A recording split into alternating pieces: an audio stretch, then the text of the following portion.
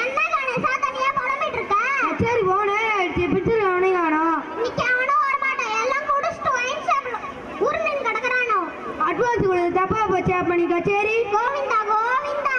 ஏய் இப்படி சொல்லாத. நீ கச்சேரி இல்லைன்னா அந்த ஊர்ல எனக்கு கொண்டே போட்டுருவாங்களா?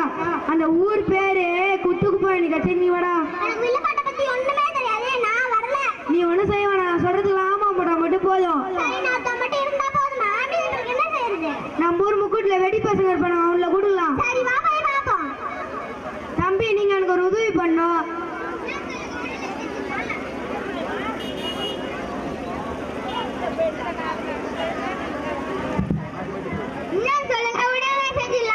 கச்சேரி பின்செடுக்காரங்களா அதுக்கு தான் உங்களுக்கு கூப்பிடுறோம். உங்களுக்கு வில்லுப்பட்டு பத்தி ஒண்ணுமே தெரியாது.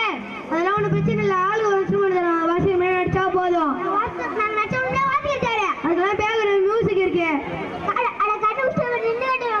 அப்படிலாம் ஆகாது. சரி வர சம்பளம் என்ன தருங்க?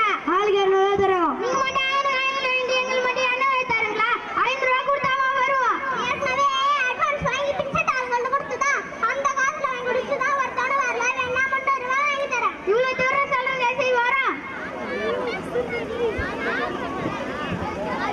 கலைமகளை வணங்குவோம்.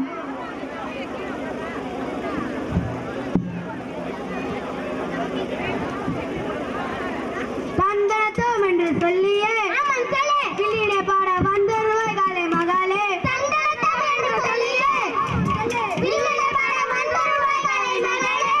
ராமாயணத்துல ஒரு கதை சொல்ல போகிறேன். சீதையை துருவோதனை கடத்தின கதை. உனக்கு எல்லாம் கொஞ்சம் விஷயம் தெரியும். ஓவரா அழட்ட நானே ரொம்ப கஷ்டப்பட்டு 5 முட்டாள ஒன்னா சேர்த்து நிகழ்ச்சி நடத்துறேன். நீ நடுவில் போய் இந்த குழப்பூலன்னு பாக்குறியா? ஆமா போறது மட்டும் தான் வேலை. அது மட்டும் செஞ்சா போதும் என்று நான் சொல்ல போற கதை ராவணன் சீதையை கடத்தின கதை. வனத்தில் சீதை ஒரு மானை பார்த்தால் என் அழகிலே வழங்கி, இந்த மான் ஒரு தங்க மான், என் கண்களை கொள்ளை கொண்ட மான், இதன் அருகிலை என்னை மயக்குமான் என்றவாறு ராமனிடம் அந்த மானை பிடித்தது ஒரு மனு சீதை கேட்டால், இதுக்கு லட்சுமணனோ இது ஏதோ மாய வேலை போல தெரிகிறது, மானை பிடிக்க வேண்டும் என்றால் வேற வழியின்றி ராமன் மானை பிடிக்க சென்றான். ராமன் மானை பிடிக்க சென்றான்.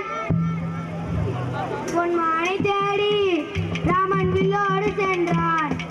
அவன் போன வேலை அந்த மான் அங்கு இல்ல. அந்த மான் போன மாயம் என்ன?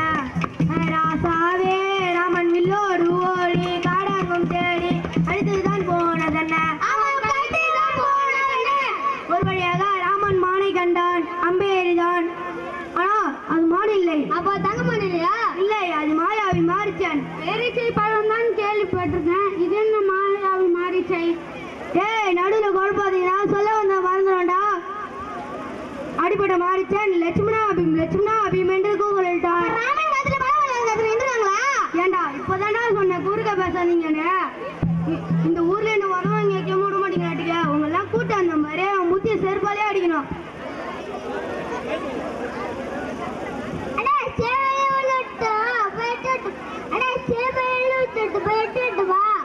என்ன கொலகாரனா காதுங்களா? அவ்வளவுதான் உங்களுக்கு மரியாதை. மாரிச்சன் லட்சுமணா அபிம் என்று கூறிட்டான். இதை கேட்ட சீதை லட்சுமணா உடனே சென்று உன் அண்ணனை காப்பதென்றாள். ஆனால் லட்சுமணனோ இது ஏதோ மாய, நம்மை சுற்றி நிலப்பு எல்லாம் மாய வேலை போல தெரிகிறது, அண்ணனுக்கு எதுமாக என்றான். ஆனால் சீதை இதை ஏற்கவில்லை. லட்சுமணன் சீதை இருந்த குடியின் முன்பு ஒரு கோட்டை போட்டு சீதையை கோட்டை தண்ணி வந்தால் பேராபத்து ஏற்படும் என்று எச்சரித்து ராமனை தேடி சென்றான். அவன் லட்சுமணன் காட்டுக்குள் சென்றான். அண்ணன் காட்டிய வழி அம்மா, இது அன்பால் நிறைந்த பழி அம்மா. என் கண்ணே இமையை கெடுத்ததம்மா, என் கையே என்னை அடித்ததம்மா.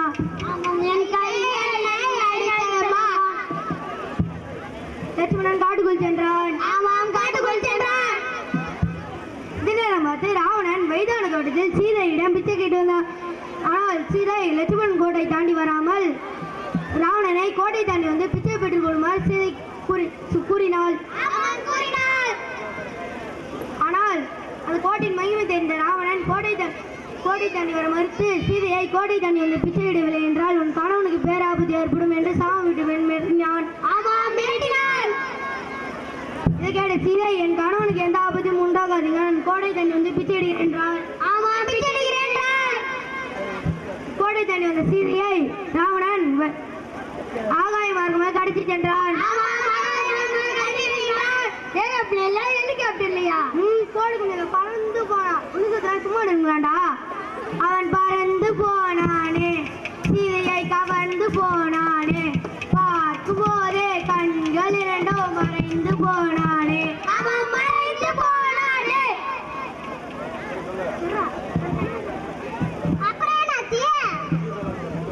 அதெல்லாம் அடுத்த வருஷம் பார்த்துக்கலாம். இதோட இந்த காலம் முடிஞ்சிச்சு. வாழியவே பல்லாண்டு காலம் வாழியவே. இங்க வந்தவர் வராதவர் வாழியவே. பெற்றோருக்கும் பெரியவர்க்கும் வாழியவே. மாணவரும் மாணவிக்கும் எங்கள் பள்ளி ஆசிரியருக்கும் வாழியவே.